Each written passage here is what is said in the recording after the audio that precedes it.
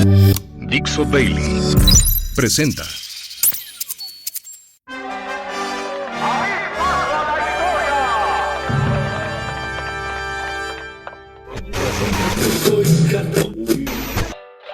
Damas y caballeros, aquí se platican historias, Anécdotas y efemérides.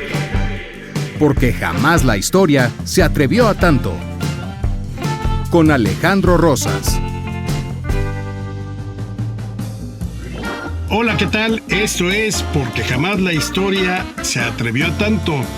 Y como todavía estamos en la semana de la FIL de Guadalajara, la Feria Internacional del Libro, yo lo único que les recomiendo es que después de escuchar este enormísimo podcast, salgan a buscar su ejemplar de Érase una vez Tenochtitlán, que es el libro, mi más reciente obra que acabo de presentar el día de ayer aquí en Guadalajara.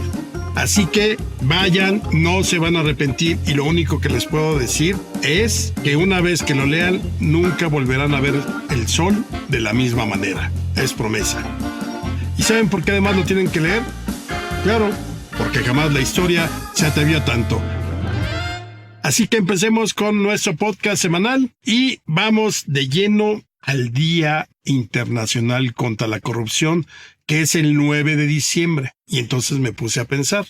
Ya les dije el dicho de mi mamá, a veces me siento y pienso, a veces nomás me siento. Y entonces pensé en todos los presidentes de México desde Porfirio y estamos fritos.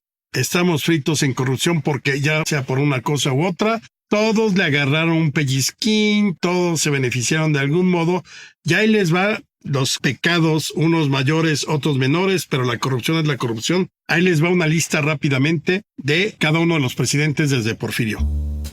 La corrupción con Porfirio Díaz, pues simplemente permitió a sus amigos que hicieran negocios al amparo del poder público. Y sobre todo, como tenían información privilegiada, los científicos, que era el grupo que lo rodeaba, y su propia familia, pues sabían que venía la inversión en trenes, pues obviamente compraban acciones. Sabían que venía la minería, pues también ahí le invertían. Entonces, ese tipo de corrupción no es como la de ahora de tengo 27 casas y 300,000 millones de dólares. No, pero el tráfico de influencias y la información privilegiada utilizada para beneficio propio cuenta como corrupción. Así que ese era el tipo de corrupción de don Porfirio. Madero, el nepotismo. Es increíble que permitía el nepotismo bajo la frase que decía Madero de yo sé quiénes son mi primo y mi tío, que era el secretario de Hacienda y el de Gobernación, y sé que no van a robar. Ese era el argumento. Pero además también Gustavo utilizó algún tipo de tráfico de influencias para que le pagaran lo que él había metido, Gustavo Madero, a la revolución. Así que Madero tampoco se salva. Carranza quizá no se benefició tanto él personalmente, pero dejaba robar a diestra y siniestra. Ya lo platicamos. La gente le achacó el verbo carrancear como sinónimo de robar, y a su ejército constitucionalista le llamaban con sus uñas listas, porque estaban listos para sustraer. Además de que también permitió que uno de sus hombres, el general Pablo González, fuera el artífice de la banda del automóvil gris. Obregón aceptó de los Estados Unidos el reconocimiento de gobierno y armas a cambio de los tratados de Bucareli, donde se comprometía a no aplicar retroactivamente el artículo 27 constitucional. También califica como corrupción. Abelardo L. Rodríguez, de estos tres presidentes del Maximato. Él hizo su gran riqueza porque gobernaba ya el territorio de Baja California y curiosamente le tocó la época de la prohibición del alcohol en Estados Unidos. ¿Y qué hace todo político digno de ser político cuando se encuentra con una ley de prohibición en el vecino país? Pues entonces traficas alcohol porque tienes la inmunidad del gobierno mexicano. Así que hizo su fortuna mandando alcohol, whisky, aguardiente y todo lo que se le ocurriera, y así se hizo de una buena fortuna Abelardo L. Rodríguez. Se hizo rico con la prohibición en Estados Unidos. Lázaro Cárdenas no tiene tantos pecados y hay un mito muy grande. Ese sí está totalmente comprobado que no es cierto. Se dice que a partir de la expropiación petrolera, él se quedaba con $1 por cada barril de petróleo producido en México. Son de estos mitos y conspiraciones que le encantan a algunos historiadores muy chafas y simplemente no tienen la idea. No hay nada que sustente este tipo de corrupción. Fíjense que, por ejemplo, Ávila Camacho fue bastante decente. Alemán y López Mateos quizá fueron caprichosos. Por ejemplo, Ávila Camacho ordenó hacer el Hipódromo de las Américas, Alemán el Auditorio Nacional, que tenía que ser un centro de deportes hípicos y luego se convirtió en el Auditorio Nacional, y López Mateos el Autódromo. ¿Califica de corrupción? Quizá no. Pero de los tres, el que verdaderamente era un rata fue Miguel Alemán. Tanto así que en su momento lo llamaron el ratón Miguelito. También puso miles de negocios a disposición de amigos universitarios, se benefició de Acapulco y pues toda la modernización, hizo el jet set ahí para los artistas mexicanos y extranjeros, y además pues luego con la lanita que juntó, que no era poca, pues también fundó Telesistema Mexicano. Así que también Alemán se las gastó fuerte. Ruiz Cortines y López Mateos, no, bastante decentes. Díaz Ordaz, muy decente. Quizá era un buen represor, pero bastante decente en términos de la corrupción.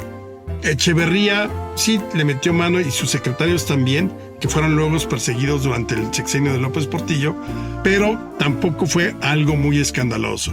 El que sí se voló la barda fue López Portillo. Con tanto petróleo y tanto efectivo, se hizo de recursos, de bienes, de todo tipo. Realmente la corrupción llegó a niveles increíbles. Y fíjense, en las memorias de José López Portillo, en la llamada del 21 de diciembre de 1981, chequen ya el cinismo de la corrupción. Dice él: el sindicato de petroleros empeñados en regalarme el rancho de Tenancingo, y como no lo quise, ahora me quieren regalar una casa en Acapulco, preciosa por cierto. Sería una sangronada negarme. Y así como él tuvo la colina del perro, pues acuérdense que fue la época de el Negro Durazo, que también era otro corruptazo de la policía. Así que ahí están también. Miguel de la Madrid pasó sin pena ni gloria. Carlos Salinas de Gortari, otro corruptazo. La reprivatización de la banca fue verdaderamente escandalosa. La entregó a los amigos la quebraron y además, sobre todo, permitió una corrupción atroz de su hermano incómodo Raúl, si lo recuerdan. Zedillo, más preocupado por la crisis, no le dio tiempo ni de montar en su caballo ni de robar. Fox tuvo varios casos, el Pemex Gate, los amigos de Fox, y acuérdense también que los hijos de Martita eran muy semejantes a los hijos de AMLito, de nuestro expresidente Andrés Manuel López Obrador. Se beneficiaron de su posición en el poder. Calderón, pues a él le achacamos todos los problemas por la militarización, pero realmente no hay casos de corrupción en el caso de Calderón. Todo este asunto de García Luna tendría otros elementos, pero son más las cortinas de humo y los dimes y diretes sobre Calderón de que si se enriqueció, nadie le ha podido demostrar, y se supone que este gobierno, el de nuestra presidenta, está al día contra la lucha contra la corrupción y no le han podido demostrar absolutamente nada. Así que, mientras no se lo demuestren, yo no lo doy por bueno el asunto de la corrupción. EPN, Enrique Peña Nieto, la Casa Blanca, la estafa maestra, Odebrecht. No, bueno, todas las empresas fantasmas que se crearon, todos los gobernadores que pisaron la cárcel durante su sexenio y él mismo, o sea, se llevó una buena tajada y hoy es el hombre más feliz gracias a la 4T. Y bueno, ¿qué me dicen de AMLO? Ni se diga, se decía que era el régimen más limpio y quizá él no tiene riquezas y vive ahí en la chingada en su casita, pero quienes se sirvieron con la cuchara grande fueron muchos funcionarios de Morena. Ahí está el huachicol fiscal, muchos secretarios de gobierno, también ahí está la Marina, el Ejército. O sea, verdaderamente es un muladar lo que dejó en términos de corrupción que se supone que esa era la carta que vendía. Y no se digan sus hijos, vendiendo desde chocolatitos, negocios, ahora son especialistas en trenes, en industria petrolera, en todo. Tráfico de influencias, los amigos, además del desfalco de Segalmex. Así que nosotros este 9 de diciembre estamos fritos, muy fritos, porque realmente la corrupción sigue imperando en este país y no se ve ni para cuándo. Vámonos a nuestra sección. Caras vemos, presidentes no sabemos. Imaginemos, es 1837. En ese momento no hubo ni desfiles ni grandes recepciones. Las bandas militares ni siquiera se alistaron para darle la bienvenida. Y a los norteamericanos poco les importó que se llevara a cabo la primera reunión de presidentes en la historia entre México y Estados Unidos. Como les dije, es el 4 de enero de 1837. Pero, hay que decirlo, no era una reunión oficial de presidentes. La visita no tenía un carácter oficial. El problema aquí es que, para el gobernante mexicano Antonio López de Santa Anna, la situación era así un poquito embarazosa. Resulta que llegaba a Washington no como presidente, sino como prisionero de los norteamericanos filibusteros que habían apoyado a los tejanos en la guerra de Texas. Entonces, acuérdense que unos meses antes, en 1836, en abril, después de haber tomado el Álamo, pues Santa Anna llegó a San Jacinto. Luego de varias jornadas, estaba cansado, estaban exhaustos, prácticamente tenían la posibilidad de acabar con los rebeldes tejanos. Y entonces, sin tomar las debidas precauciones, Santa Anna decidió establecer su campamento más o menos a 1 kilómetro 800 metros del enemigo. Y nos cuenta Santa Anna en sus memorias. Y como el cansancio y las vigilias producen sueño, yo dormía plácidamente. Sí, decidió echarse un sueñito, un coyotito, frente al enemigo. Y cuando despertó, prácticamente Texas se había perdido. Dice Santa Anna, júzguese mi sorpresa al abrir los ojos y verme rodeado de esa gente, amenazándome con sus rifles y apoderándose de mi persona. Obviamente, no solamente Santa Anna fue muy mal militar, y más en esta guerra, sino además cayó prisionero. Se lo llevaron a Washington y él pensó que quizá una entrevista con el presidente norteamericano podía serle útil para sus fines. ¿Cuáles eran sus fines?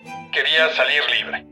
Y entonces, la primera reunión entre presidentes de México y Estados Unidos, que no fue oficial, se llevó en una desventaja clara, se realizó en los primeros días de 1837.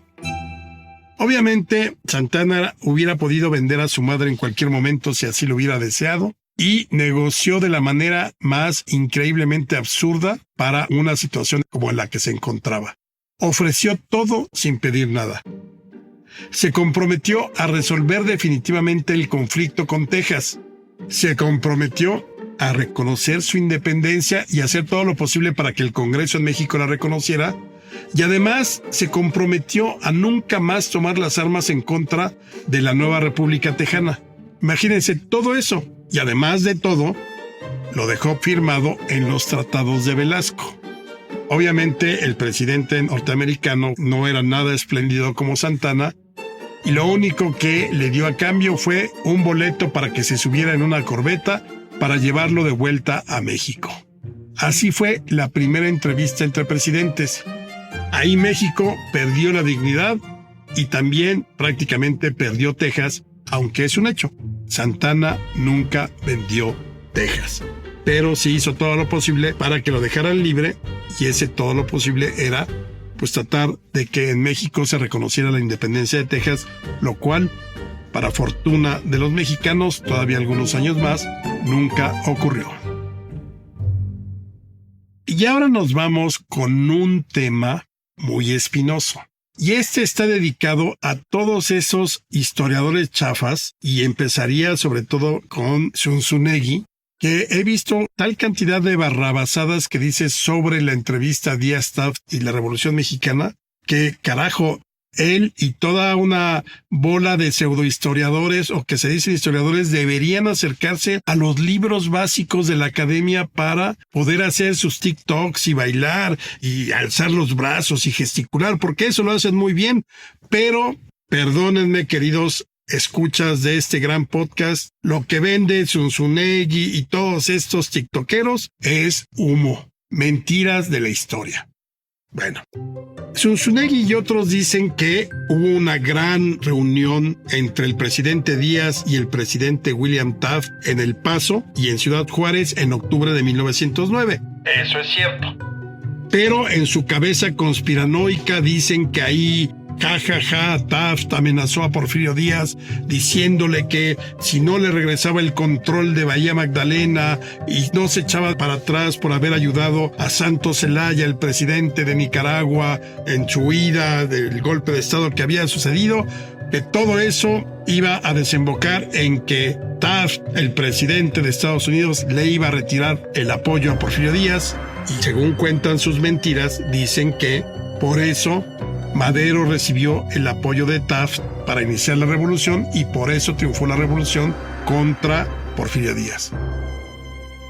Todo esto es más falso que una moneda con la efigie de Izcóatl y de oro aquí en México.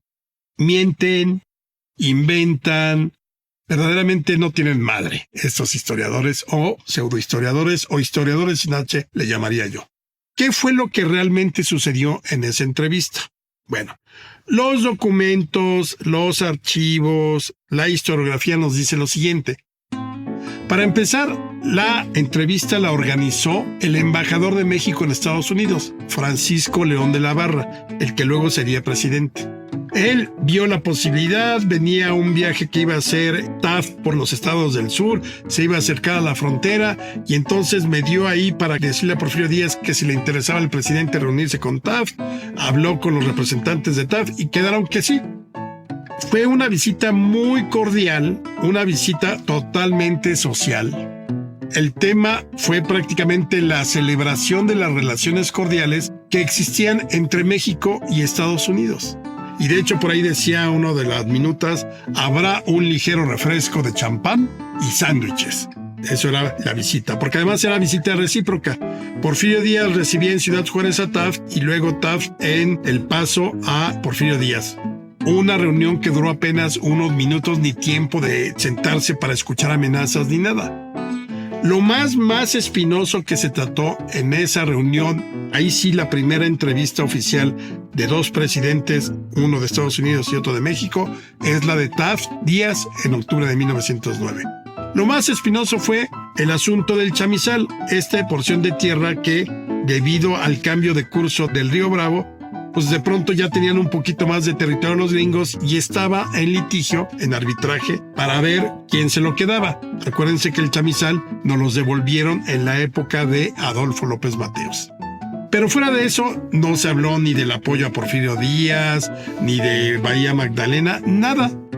La entrevista, dicho por el propio presidente Taft, duró 20 minutos. Y fíjense, una de las notas del Washington Post decía: el presidente Taft declaró que la reunión no era necesaria para fortalecer los lazos de amistad, sino que simplemente ejemplificaba la fuerza de los lazos ya existentes. O sea, muy cordial todo.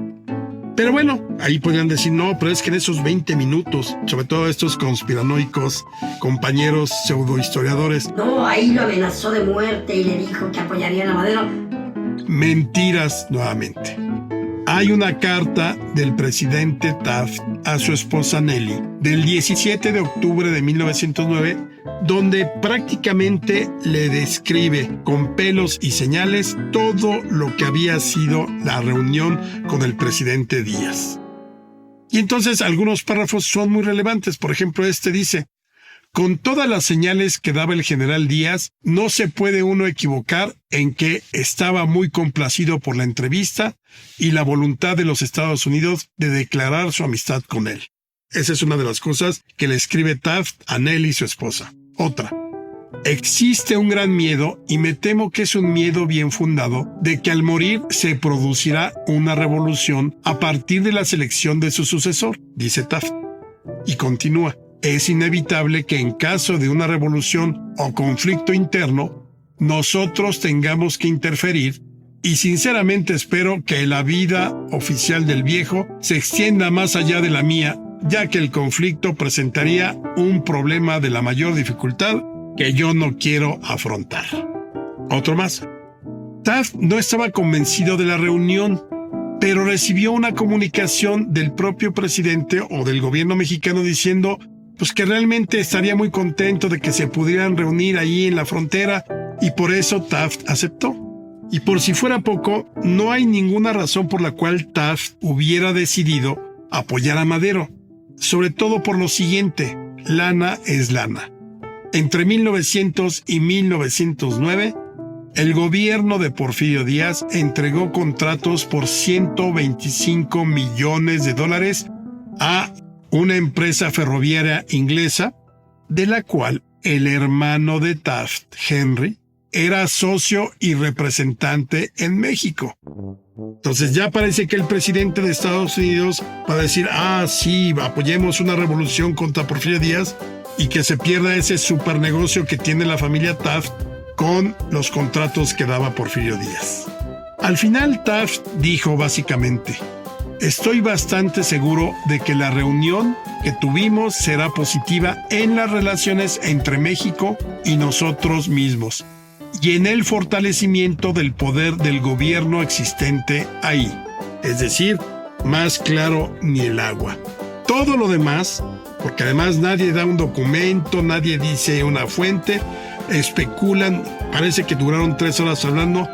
La reunión fue de 15 a 20 minutos, con un traductor que era Enrique Krill.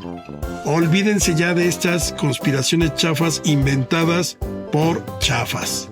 Escuchen mejor, porque jamás la historia se atrevió a tanto, donde aquí sí comprobamos lo que decimos. Y vámonos a una sección que se llama Circo, Maroma y Teatro. Fíjense que en 1842 comenzó la construcción del teatro que sería el más importante de la segunda mitad del siglo XIX en la Ciudad de México. Este teatro es fiel reflejo de lo que le pasó al país a partir de 1850 y prácticamente hasta que terminó el siglo XIX, porque cambió de nombre de acuerdo a las circunstancias. Entonces, por ejemplo, fue inaugurado como el Gran Teatro de Santa Anna, luego fue Teatro Vergara, luego Teatro Imperial durante el Imperio de Maximiliano y finalmente el Teatro Nacional, como se le conoció hasta que fue demolido en 1901.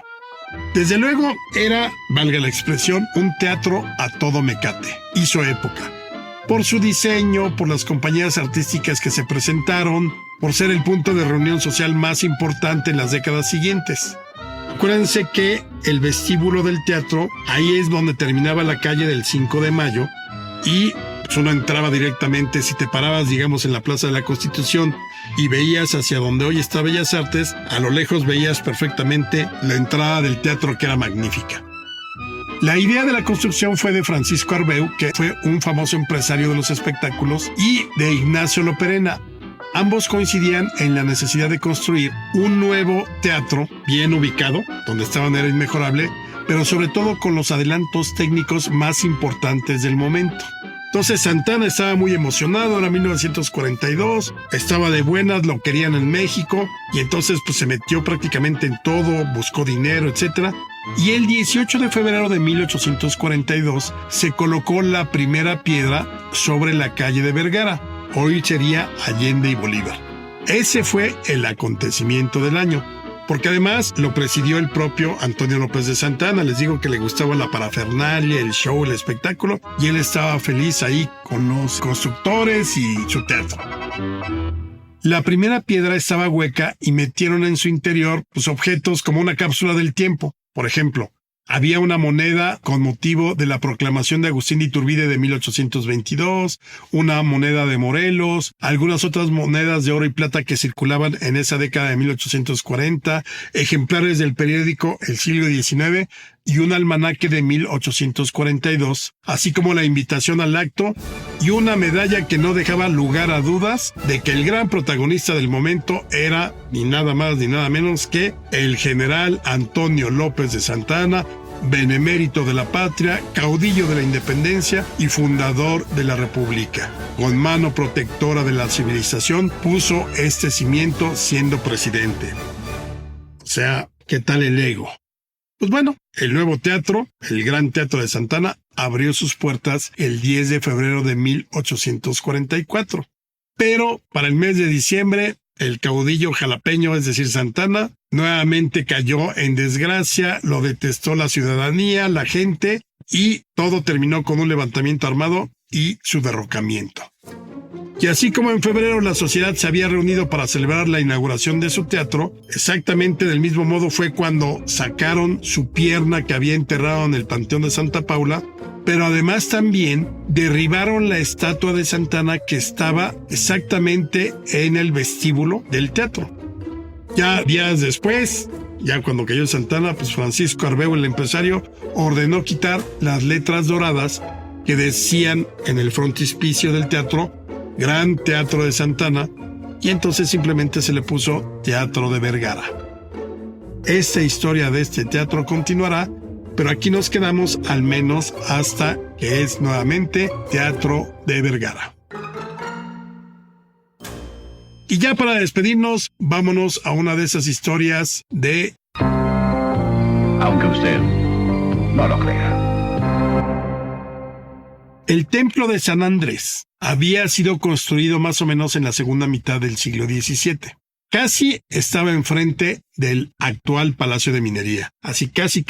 Fue erigido al lado de una construcción que era aún más antigua, que había cambiado varias veces de uso. Había sido noviciado, había sido colegio jesuitas, había sido casa de ejercicio y finalmente era el hospital. El hospital donde comenzaron por primera vez a darse clases prácticas de cirugía para los que estudiaban medicina.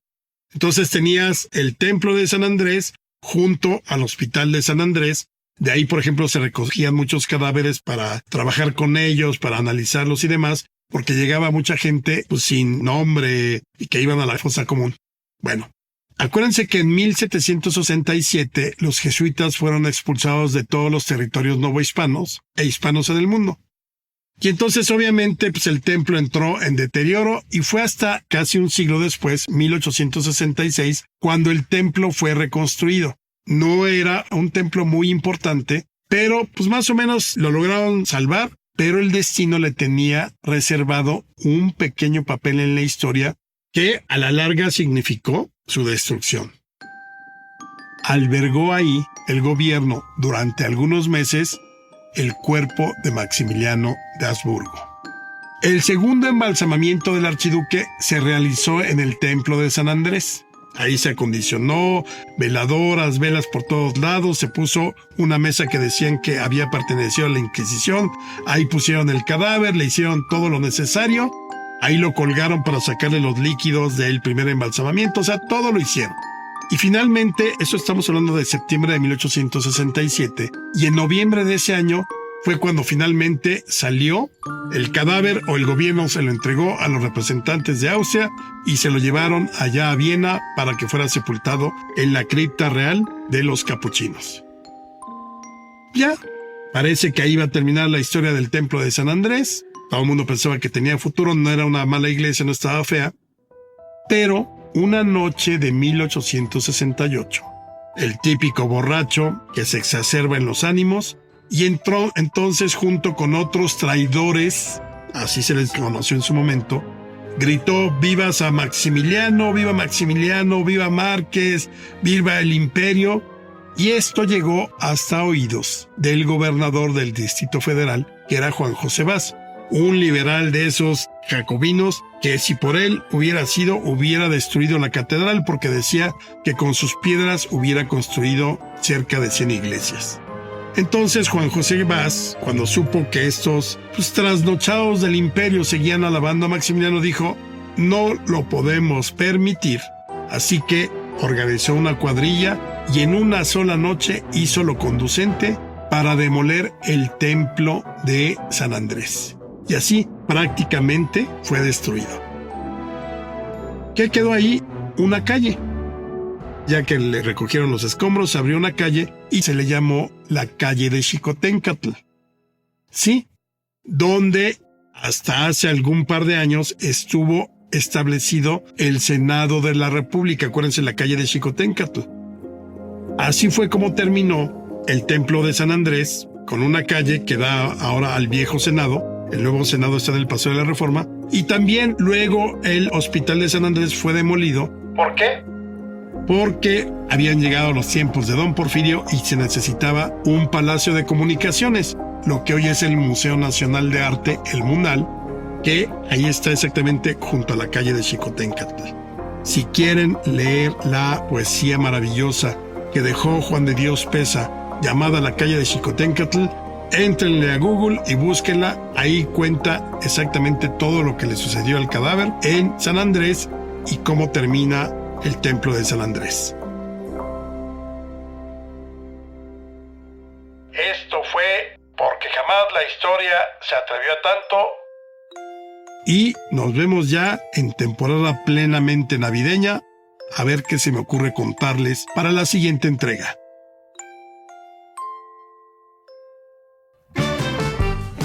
Yo soy Alejandro Rosas. Hasta la próxima.